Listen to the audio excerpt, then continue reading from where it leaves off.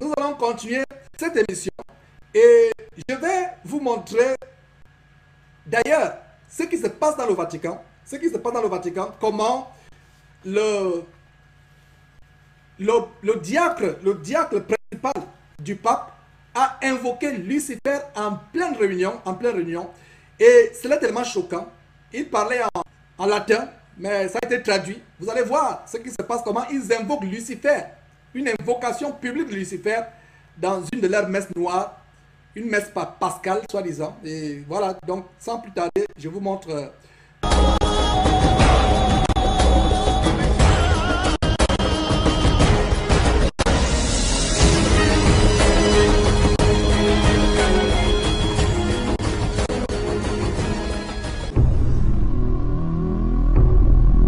Les invocations à Lucifer, comme vous pouvez lire sur votre écran.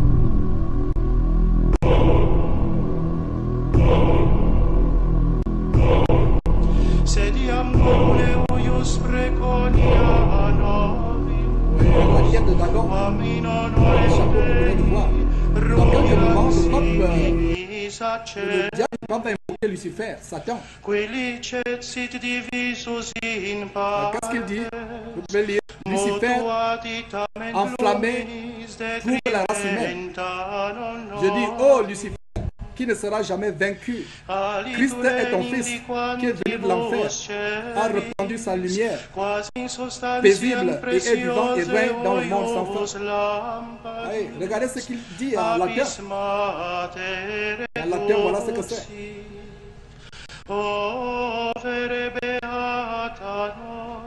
Voilà, en latin, vous pouvez lire ce qu'ils disent latin. Lucifer enflammé trouve la race humaine. Je dis, oh Lucifer qui ne sera jamais vaincu. Christ est ton fils, qui est venu de l'enfer, a répandu sa lumière paisible et est vivant et règne dans le monde sans fin. Oh Seigneur, quelle abomination!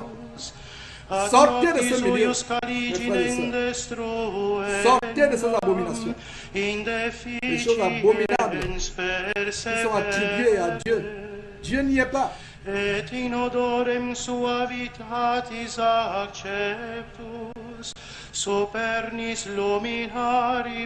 Voilà, mes frères et sœurs. Et on a vu un documentaire tout à l'heure. Ils disent Lucifer flamme. Lucifer trouve la race humaine. Quelle abomination.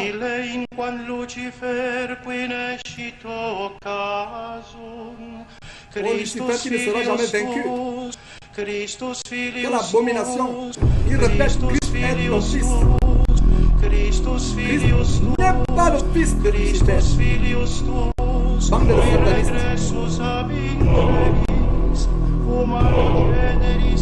Des abominables comme cela. Et comme Apocalypse 4 a dit, Dieu appelle son peuple à sortir du système de Babylone. Non pas de Babylone, des filles et des petites filles de Babylone.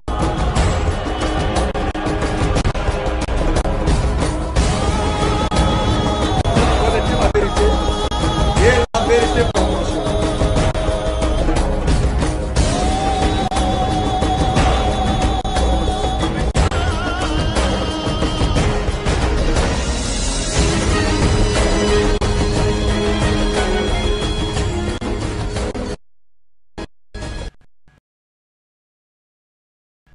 Apocalypse chapitre 18.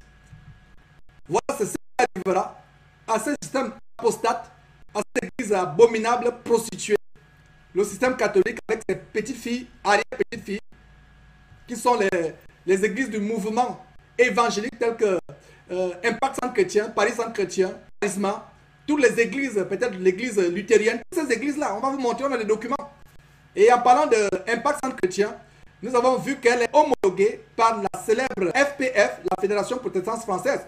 Or, sur les sites du Conseil mondial des églises, du mouvement écuménisme, on ira sur le site, on va vous montrer que la Fédération protestante française, qui regroupe plus d'une centaine d'églises, je ne sais même pas si c'est 150, et peut-être... Non, je vais vous donner les détails tout à l'heure. Je prends un exemple seulement comme de la France, où la plupart des églises sont sous la férule, sont homologuées par la FPF, la Fédération protestante française, qui elle-même est dans le mouvement de l'écuménisme. Voilà donc de quoi je parle. Des petites filles, arrière-petites filles, sortez de toute église qui n'est pas une véritable église. Dès qu'une église a un nom, montagne de grâce, mouvement de la sainteté, mes frères, c'est de l'apostasie. L'église Jésus-Christ n'est pas visible. Elle n'est pas enregistrée dans une quelconque administration. Donc, Apocalypse chapitre 18, après cela, je fis descendre du ciel un autre ange qui avait une grande autorité, et la terre fut éclairée de sa gloire. Le verset 2 continue en disant, il cria d'une voix forte, elle est tombée, Babylone la grande, elle est devenue une habitation de démons, un repère de tout esprit impur, un repère de tout oiseau impur au Dieu. Voilà l'église apostate, l'église prostituée, qui a trompé le Seigneur Jésus-Christ avec un autre amant, avec un autre fiancé, avec un autre époux. Cet époux qui est l'antéchrist. Voilà, la Babylone la grande, un repère de démons. Et nous allons voir comment le Vatican est un repère justement de démons. Vous allez voir comment le sous-sol du Vatican est le lieu où Lucifer a sa place. Je vais vous montrer, vous serez choqués. Et ce que l'ange disait lors de cette vision donnée à Jean, à l'apôtre Jean, c'est la même chose qu'il vous dit aujourd'hui. Et qu'est-ce que l'ange dit? L'ange dit, j'ai entendu du ciel une voix qui disait, sortez du milieu d'elle, mon peuple, afin que vous ne participiez point à ses péchés et que vous n'ayez point part à ses fléaux. C'est la même chose que je crie. L'ange s'est crié et c'est la même chose que je dis aujourd'hui sur cette antenne. Sortez, sortez, peuple de Dieu. Sortez de toute église immatriculée. Sortez de toute église qui a un nom et retournez dans les églises de maison. La parole de Dieu dit, sortez du milieu d'eux et je vous accueillerai. Il y a des gens qui disent, je ne sais pas où je vais aller si je sors. Mes frères et sœurs, si votre maison est en plein incendie, l'incendie a transformé votre maison en une fournaise à dents, vous allez réfléchir un instant, ne sortirez-vous pas, allez vous dire, je ne vais pas sortir, je ne sais pas où j'irai, je ne vais pas sortir. Et si vous refusez de sortir, comme je l'ai toujours dit, les pompiers vont vous attraper et vous jeter dehors. Alors, si votre maison est en feu, vous n'hésiterez pas un instant, vous allez sortir. Il y a des gens qui disent, je ne vais sortir, allez où? Il y a d'autres pasteurs qui retiennent leurs soi-disant fidèles captifs avec ces versets. N'abandonnez pas vos assemblées. Donc, toi qui m'écoutes, mon frère, ma soeur, si ton soi-disant pasteur te dit n'abandonnez pas les assemblées, dis-lui que tu as raison. Je ne dois pas abandonner mon assemblée, mais ceci n'est pas une assemblée. Quand je trouverai une assemblée, je ne l'abandonnerai pas. Mais ton camp de concentration, ton abomination dénominationnelle n'est pas une assemblée. Ce n'est pas une assemblée. Je sors de là pour retrouver une véritable assemblée que je n'abandonnerai jamais. Et une véritable assemblée commence par au moins 2 personnes. Là où 2 ou 3 sont réunis, Jésus-Christ est au milieu d'eux. Qui sont réunis au nom de Jésus-Christ, Dieu est parmi eux. Dieu a dit, j'habiterai au milieu d'eux. Ils seront mon peuple. Donc sortez du milieu de mes frères. Sortez, sortez, sortez, sortez. Ne dites pas qu'il ne sait pas où aller. Allez vous rester dans un trou rempli de crotales, de pitons, de cobras, parce que vous ne savez pas où vous allez, vous irez. Sortez. Même s'il faut errer dans le désert, allez errer. Dieu vous montrera un frère avec qui vous pouvez communier. Je vais vous montrer ce documentaire. L'exorciste en chef du Vatican a indiqué que le diable était dans le Vatican. Le révérend Gabriel Amorth a récemment défrayé la chronique à travers le monde quand il a dit que le diable était dans le Vatican. Vous parlez de quelque chose de très réel, n'est-ce pas?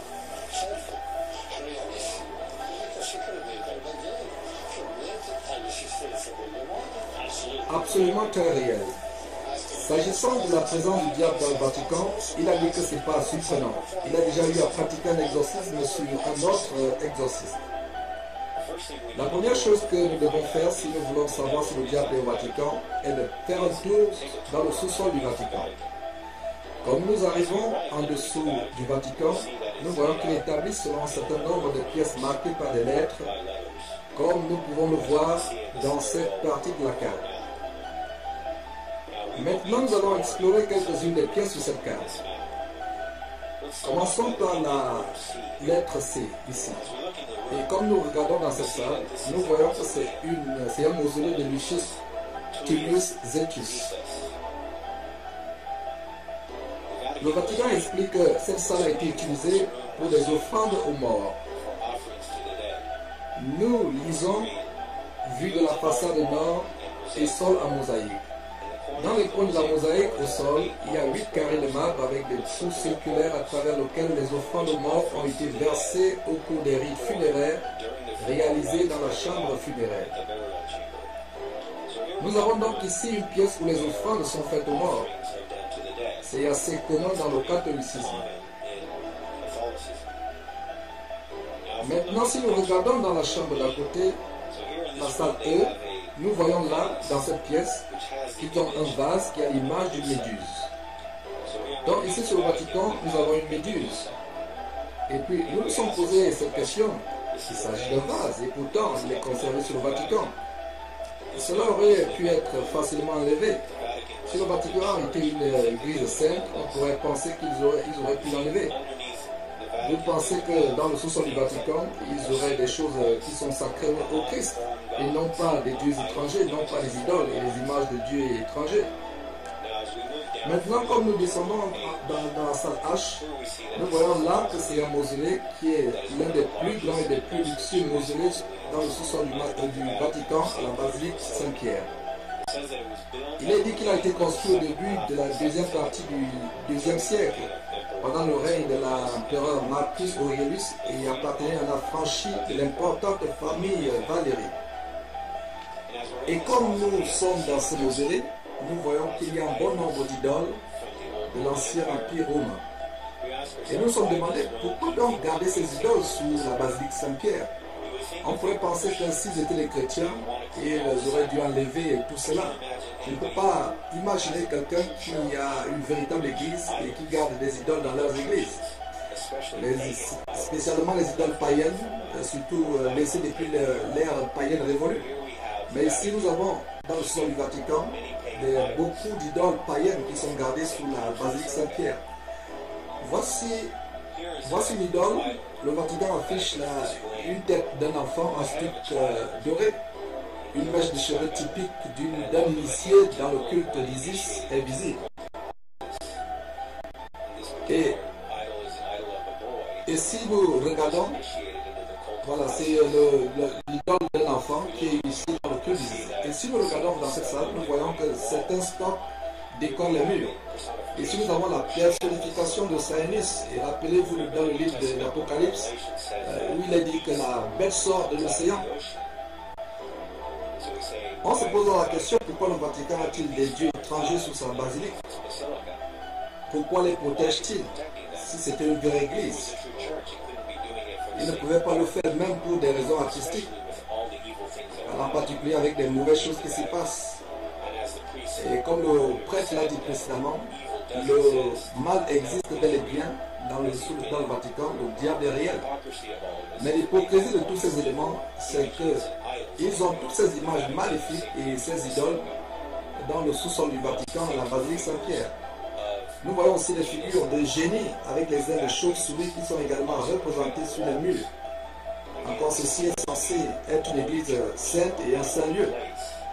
Or, ces choses-là sont disposées depuis de nombreuses années. Et comme nous rentrons la tour à côté, la salle I, nous voyons les détails de la mosaïque au sol, avec les chars de Mercure et de Pluton. Et c'est là une référence explicite à la victoire de la mort. Et le retour de l'au-delà, il le décrit comme étant une splendide mosaïque, un sol mosaïque, où Mercure est représenté par une calycée avec une aile et des chevilles. Et marchant devant un char qui transporte Pluton et sa femme Perséphone. Nous avons donc ici tous ces dieux romains sous le Vatican, des images de dieux étrangers. Mais comme nous passons à la salle suivante, nous comprenons pourquoi il garde toutes ces idoles là-bas.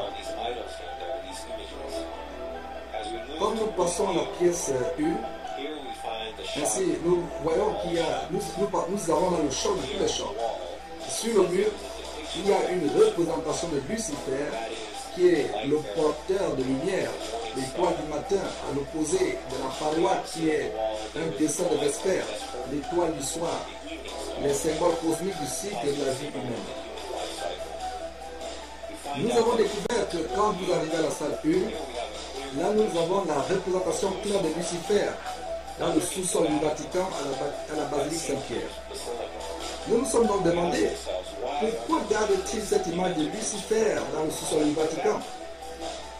Encore une fois, vous allez penser que si vous êtes une église chrétienne, vous n'aimerez pas avoir une de ces images.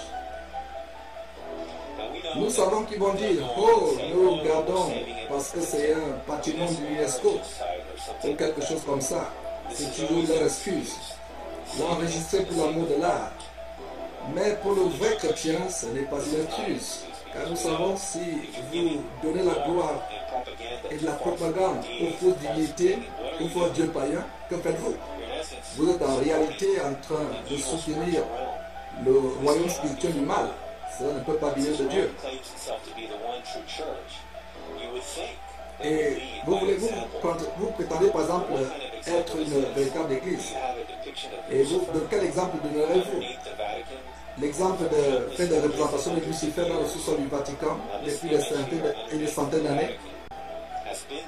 Mais ces images ont été là, selon ce qu'ils prétendent depuis l'époque de Constantine. Et nous savons que c'est lui qui était la première personne à avoir construit cette basilique. Encore, nous nous posons la question, pourquoi ont-ils ces représentations de Lucifer dans le sous-sol du Vatican? Mais nous pensons que la réponse du pourquoi de ces images, de ces idoles gardées dans le sous-sol du Vatican, c'est parce qu'en fait, nous avons affaire à une église apostate et qui a toujours été apostate. Et même maintenant, elle est remplie de francs-maçons. Et nous savons que la raison pour laquelle ils gardent ces choses depuis longtemps, d'ailleurs, ils exhibent ces choses depuis un certain temps sur leur site internet parce qu'ils veulent que les gens voient cela. Ils veulent que les gens voient ce qu'ils sont en réalité. Mais pour les masses qui croient que Rome est toujours l'église pure, ils ne se gênent pas de les tromper en leur faisant croire qu'il y a encore une église chrétienne. Quand vous descendez dans le sous-sol du Vatican, vers le sens suivant, ils vont essayer de vous convaincre durant votre visite que Pierre est enterré là-bas dans l'une des chambres, ce qui donne de la crédibilité au pape. Mais nous nous posons la question, pourquoi voulez-vous suivre un pape qui a toutes ces mauvaises choses dans son église? Et il est clair que cette représentation de Lucifer, du diable dans le sous-sol du Vatican, qui est bien caché dans le sous-sol du Vatican, à la basilique Saint-Pierre. Maintenant, si vous êtes un catholique et vous regardez cette vidéo, nous vous encourageons à sortir de cette église. Comme vous pouvez voir à travers ces images et ces idoles qui sont conservées dans le sous-sol de votre église, nous espérons que vous allez vous allez considérer sérieusement ces choses. Et vous posez la question, mais si mon église est une vraie église, alors pourquoi font-ils la promotion de ces choses? Pourquoi ils veulent que les gens voient ces choses? Nous espérons que vous allez entendre l'exhortation d'Apocalypse chapitre 18 verset 4 et 5 qui dit: et j'ai entendu une voix, j'ai entendu une autre voix qui disait: sortez du milieu d'eux, mon peuple, afin que vous ne participez point à leurs péchés et que vous n'ayez point part à ces fléaux. Et nous pouvons voir quel péché, chose abominable se passe quand les gens ne regardent pas. Mais le jugement de Dieu ne sommeille point. Parfois il sommeille depuis de longs moments. Mais quand son jugement se réveille, il est trop tard pour vous. Et notre prière pour vous est d'aller, que vous trouviez un refuge dans la foi en Jésus-Christ et que vous le suiviez et non pas une fausse religion de Rome.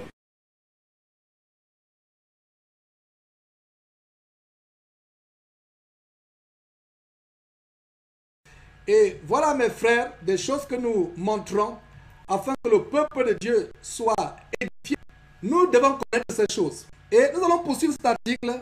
D'ailleurs, je vous ai montré ce document où Billy Graham est impliqué fortement dans le mouvement évangélique, le mouvement écuménique qui a envahi, qui a vendu le courant évangélique à Rome, au Vatican, au pape.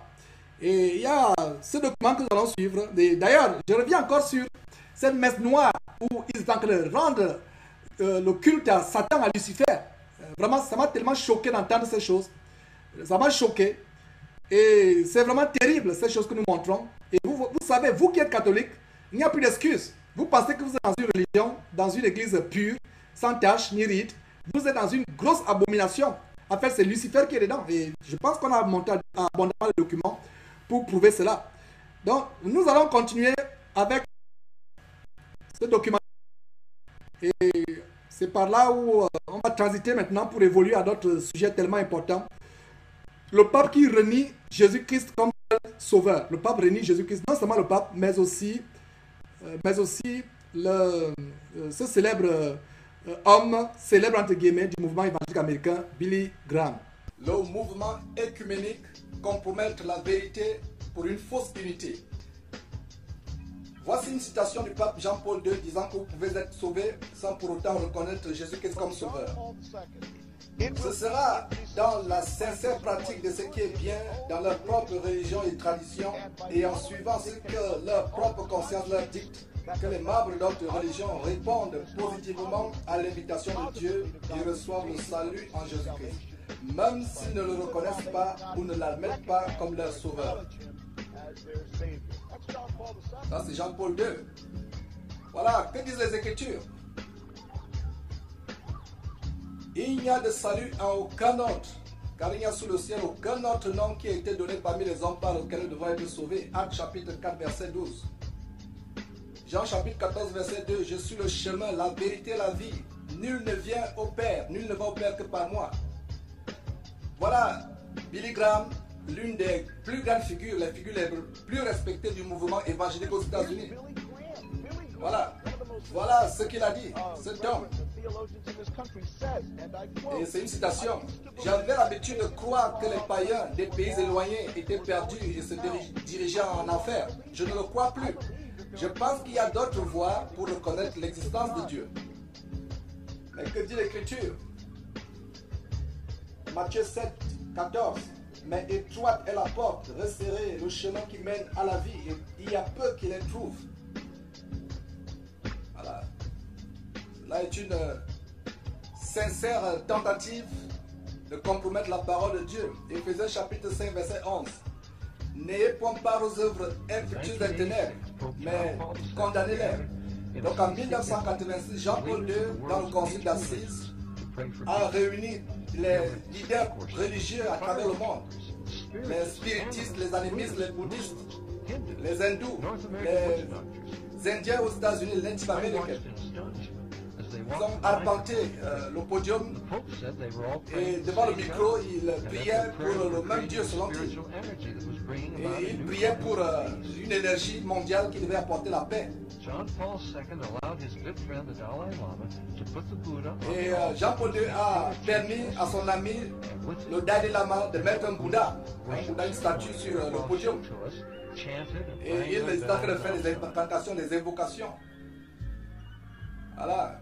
Galates chapitre 1, verset 8, verset 6 d'abord. Je m'étonne que vous détourniez si promptement de celui qui vous a appelé par la grâce de Dieu pour passer à un autre évangile.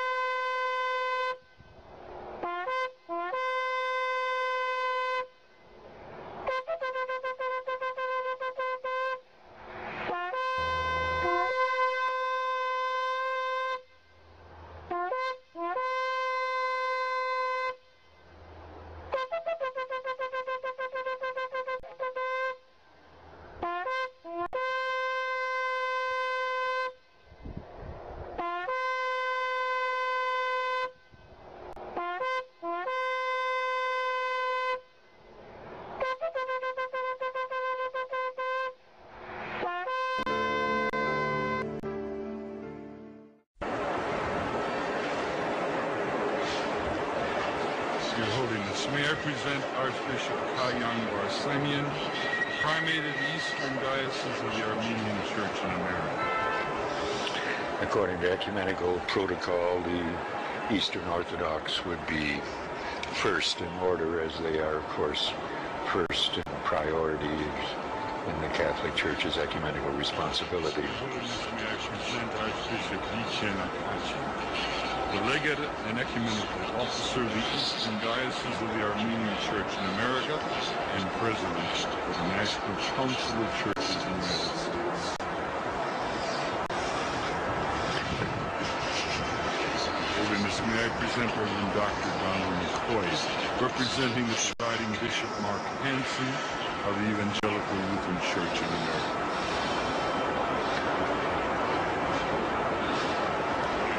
Holiness, may I present Bishop Jeremiah J. Park, Bishop of the New York Annual Conference of the United Methodist Church.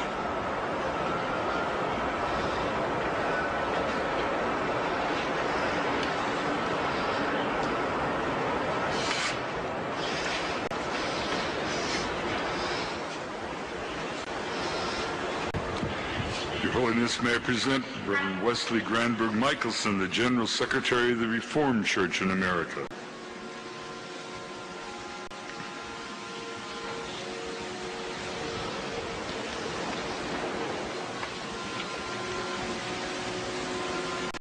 Your Holiness, may I present Reverend Dr. Clifton Kirkpatrick, the stated clerk of the General Assembly of the Presbyterian Church in the United States.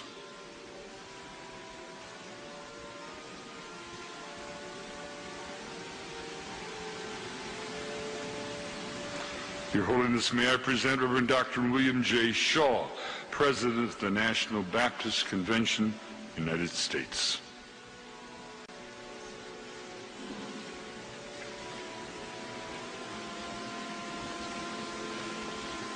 Your Holiness, may I present Bishop James Leggett, General Superintendent of the International Pentecost Holiness Church.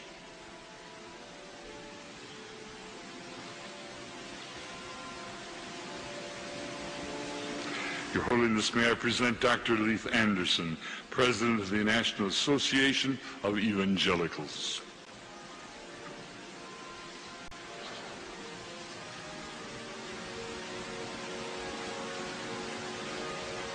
Your Holiness, may I present Bishop David H. Benke, President of the Atlantic District of the Lutheran Church, Missouri Synod.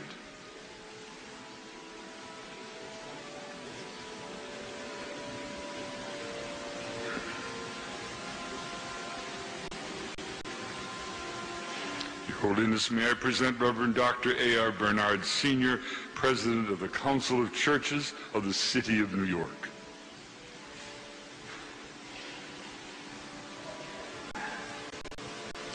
Your Holiness, may I present Elder Bernice King, daughter of the civil rights leaders Martin Luther King Jr. and Coretta Scott King.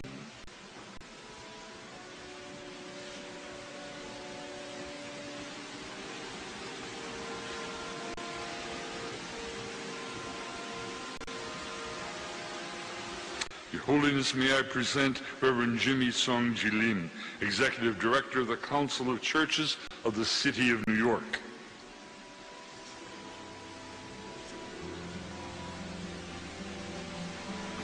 Your Holiness, may I present the Right Reverend Mark Sisk, Bishop of the Episcopal Diocese of New York.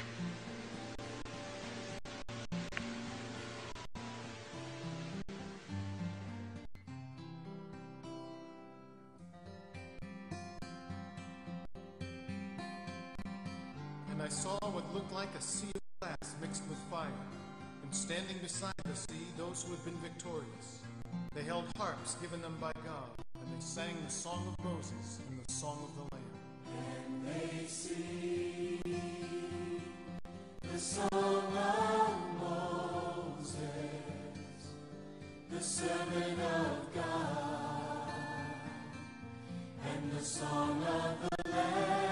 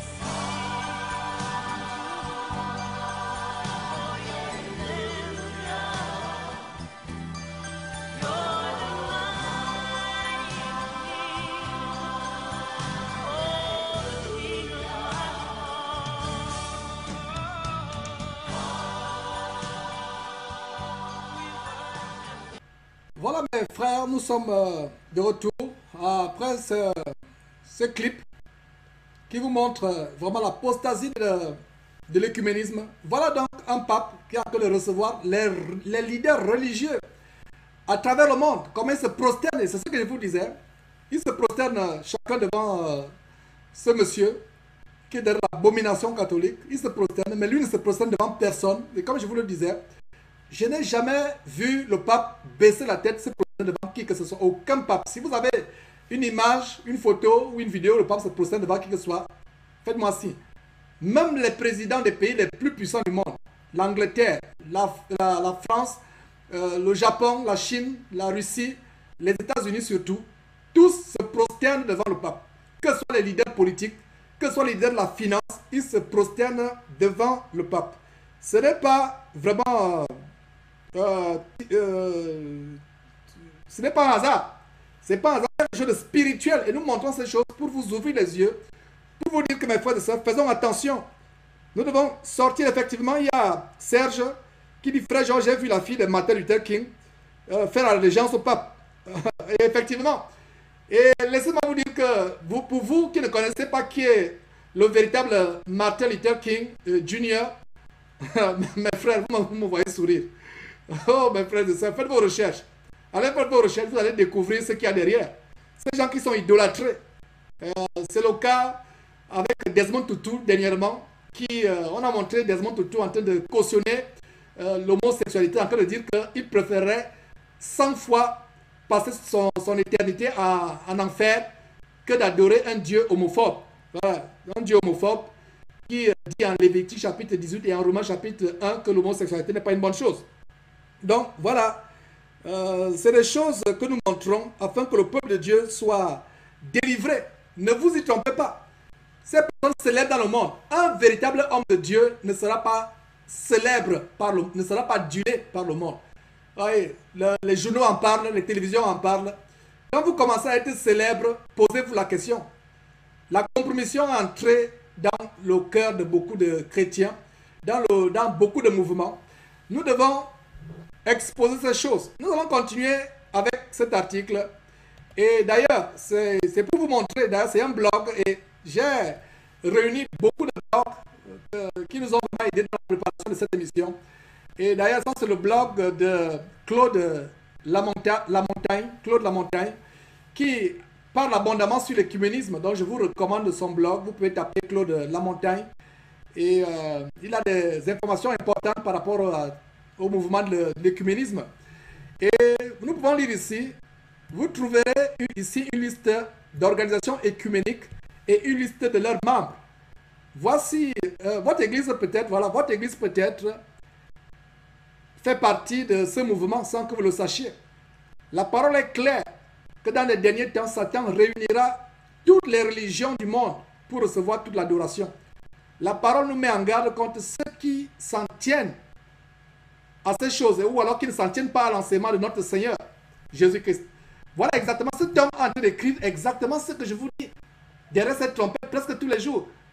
Donc vous qui êtes encore dans les systèmes dénominationnels, les églises qui sont immatriculées, les églises qui ont un nom, une pancarte, un website, qui sont immatriculées à la préfecture, sortez de ces choses. Vous êtes dans le filet, dans le panier de l'apostasie écuménique. Vous devez sortir de ces choses. Sortir de ces choses, ne mettez pas les pieds dans ces choses. D'ailleurs, le bien-aimé frère nous rappelle les versets ici. Le verset de 2 Corinthiens, lisons ensemble, mes frères et sœurs. 2 Corinthiens chapitre 6, verset 14 dit, ne vous mettez pas sous un joug, ne vous mettez pas sous un même joug avec les infidèles, car qu'y a-t-il de commun entre la justice et l'iniquité? Et quelle union y a-t-il entre la lumière et les ténèbres? Voilà un verset qui anticipait déjà la possibilité, mes frères et sœurs, de l'écuménisme. Voilà un verset d'avant-garde. Le Saint-Esprit, inspirant l'apôtre Paul, savait qu'il devait avoir un moment où la religion mondiale devait préfigurer, devait annoncer la venue de l'Antéchrist, l'adoration à Satan. Donc, il y a des chrétiens qui se disent chrétiens. Si vous êtes chrétien et vous êtes encore dans une quelconque église bâtiment, sortez de ces choses, mes frères et sœurs. C'est terrible. Nous ne devons pas avoir part à ces choses. Nous devons sortir de ces choses. C'est vraiment... C'est terrible, mes frères et sœurs. Donc, ne vous mettez pas sous un même joug. Regardez le joug. Le joug, je vais vous démontrer ce que c'est un joug. Un joug, c'est cette barre de fer ou de bois qui servait à mettre deux esclaves ensemble pour qu'ils ne puissent pas fuir. Et aussi dans les régions agricoles, où on pratique l'agriculture rudimentaire, ils attellent deux vaches ou deux bœufs. Il y a le joug, attelle les bœufs ensemble pour que les bœufs labourent. Et on s'assure que les bœufs qui sont attelés par le joug en bois ou en fer sont d'un même gabarit, sont d'une même forme, d'une même force physique. Imaginez-vous qu'on attelle un bœuf qui est gros et un bœuf qui est maigre. La marche sera pénible. Donc nous ne pouvons pas nous atteler avec les infidèles. Nous ne devons pas nous mettre sur un même joug avec les infidèles. Et voilà un verset qui annonce l'abomination de l'écuménisme et qui nous en met en garde. Le verset continue, verset 14. C'est pourquoi sortez du milieu d'eux et séparez-vous, dit le Seigneur, et ne touchez pas ce qui est impur, et je vous recevrai. Le Seigneur ne peut pas vous recevoir si vous ne sortez pas de ces choses. Le Seigneur ne vous recevra jamais. Le Seigneur ne vous recevra jamais si vous ne sortez pas de ces choses. Et le verset, il y a un autre verset qui dit, 2 Thessaloniciens chapitre 3 verset 6, frères, nous vous recommandons aussi au nom de notre Seigneur Jésus-Christ de vous éloigner de tout frère qui vit dans le désordre et non selon l'enseignement qu'il a reçu de nous. Ouais. Quelqu'un qui ne suit pas l'enseignement du Seigneur, il faut s'en éloigner. Que ce soit un pasteur révérend, et d'ailleurs l'abomination des révérends, pour ceux qui ont les noms révérends devant leur nom, repentez-vous. Repentez-vous, c'est une abomination de vouloir usurper la révérence qui revient seulement à Dieu. Seulement à Dieu. Il n'y a aucun verset dans l'Écriture où quelqu'un, soi-disant homme de Dieu, s'est attribué ce titre honorifique de révérend. Parce que dans révérend, il y a la révération, il y a la vénération. Et allez faire des recherches dans un dictionnaire, vous aurez peur d'appeler encore un homme révérend. La révérence va à Dieu seul. Et donc, il y a quelqu'un, je pense que c'est Serge, qui dit ceci. Serge dit ceci. Frère, j'allais à une église baptiste en Irlande qui tenait leur église bâtiment de l'ordre de Malte, qui est une branche de la franc-maçonnerie. Effectivement, ce n'est pas surprenant. Ce n'est pas surprenant. Donc, on continue à rappeler la fondation scripturale parce que ce qui est plus important lors de ces émissions, ce n'est pas tant les vidéos, ce n'est pas tant les images, mais c'est la parole de Dieu. Bien-aimés, ne croyez point à tout esprit, mais éprouvez les esprits pour savoir s'ils sont de Dieu. On doit éprouver les esprits pour savoir s'ils sont de Dieu, car plusieurs faux prophètes sont venus dans le monde. Et 2 Timothée chapitre 3 verset 5, ayant l'apparence de la piété, mais en ayant renié la force. Éloigne-toi de ces gens-là. Éloigne-toi, mes frères, mes sœurs, mon frère et ma sœur, toi qui écoutes cette émission. Éloigne-toi de tout groupe écuménisé. Éloigne-toi de tout pasteur qui a une église bâtiment. Sortez derrière les églises bâtiments. Retournez dans les églises maisons. Nous continuons à sonner l'alarme, à crier. Nous continuons dans 2 Timothée chapitre 4 verset 3 à 4. Car il viendra un temps où les hommes ne souffriront point la saine doctrine, c'est-à-dire qu'ils ne supporteront point la saine doctrine, mais où, désirant d'entendre des choses agréables, ils s'amasseront des docteurs, une foule de docteurs, selon leur convoitise, et fermeront l'oreille à la vérité, et ils se tourneront vers des fables. Et une des fables les plus abominables cette fois de temps, c'est justement les fables de l'écuménisme, le mouvement de l'écuménisme. 1 Jean chapitre 5 verset 2 à 3 dit ceci. Nous connaissons en ceci que nous aimons les enfants de Dieu, c'est que nous aimons Dieu et que nous gardons ses commandements. Regardez très bien, gardons ses commandements. Car ceci est l'amour de Dieu, c'est que nous gardons ses commandements. Or, ces commandements ne sont pas quoi? Ne sont pas pénibles. Les commandements de Dieu ne sont pas pénibles. Galates chapitre 1 verset 8 dit, mais quand nous-mêmes ou un ange du ciel vous annoncerait un autre évangile, un évangile différent de celui que nous vous avons annoncé, qu'il soit anathème. Matthieu chapitre 7 verset 21, ce n'est pas tout homme qui me dit Seigneur, Seigneur, qui entrera dans le royaume de Dieu, mais celui-là qui fait la volonté de mon Père qui est dans les cieux. Et nous pouvons voir ici quelques églises du Conseil écuménique des églises. Voilà, le Conseil écuménique des églises auxquelles les églises apostates telles que Impact Centre Chrétien et autres sont associées. World Council of Churches, le Conseil écuménique des églises. Donc, c'est une communauté fraternelle de 330 églises, membres dans plus de 120 pays sur 5 continents. Voilà, ces églises représentaient presque toutes, représentent presque toutes les traditions chrétiennes. Donc voilà, au Canada, on donne quelques exemples. L'église anglicane du Canada, l'église chrétienne disciple de Christ Canada, etc. L'église évangélique luthérienne, Lutheran Exil. Voilà, donc quelques églises. Et ça, c'est les membres du Canada. Et vous qui êtes au Canada, je peux mettre pause pour que vous voyez un peu ce qui se passe là-bas de votre côté au Canada. Et d'ailleurs, il y a une page du Conseil écuménique. Le Conseil écuménique, je pense que je vais vous montrer cette page, le Conseil écuménique. Donc, vous voyez donc l'église orthodoxe, l'église éthiopienne orthodoxe, l'église presbytérienne, l'église réformée, l'église unie, etc. J'ai mis pause pour que vous puissiez lire. Voilà, les Evangelical Fellowship of Canada, les membres de l'FFC, voilà, toute cette liste-là. Peut-être que vous qui êtes au Canada, vous pouvez reconnaître votre église et sortez de ces choses.